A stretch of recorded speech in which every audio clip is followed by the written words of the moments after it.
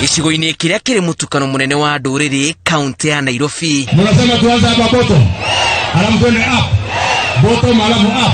Niguo gutwikite kiharo kia mutharano wa aikia a kura gatagati-ini ka munini wa President William Ruto na mutongoria wa kima kia ODM Raila Odinga ma witikirika mbere ya githurano kinene.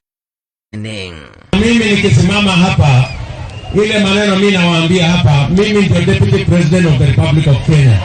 Na mimi si wazimu. I am not a madman. Na mimi si mjinga. Wale ningekuwa mjinga tungetengeneza hii serikali tuko nayo.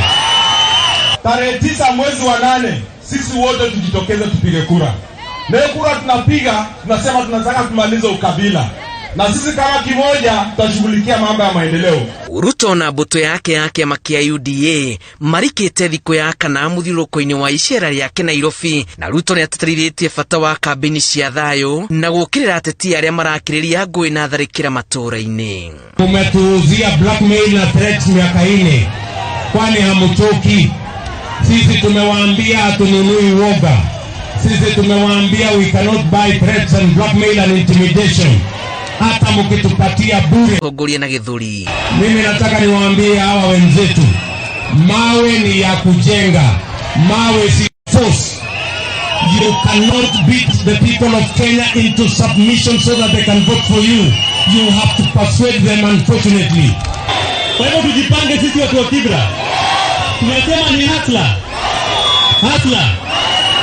IEBC ikiingira nduko yake ria ikirika ria keri ya wandikithia wa aikia a kura eru. Kambeni cihuthiritwo guthaitha muingi wiyumirie kwiyandikithia.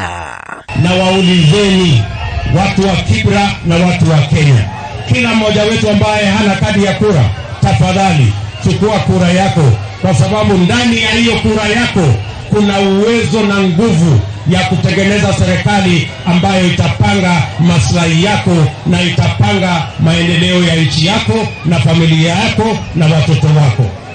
Tumekuunga mkono rais wetu. Mimi hapa ground nachachisha.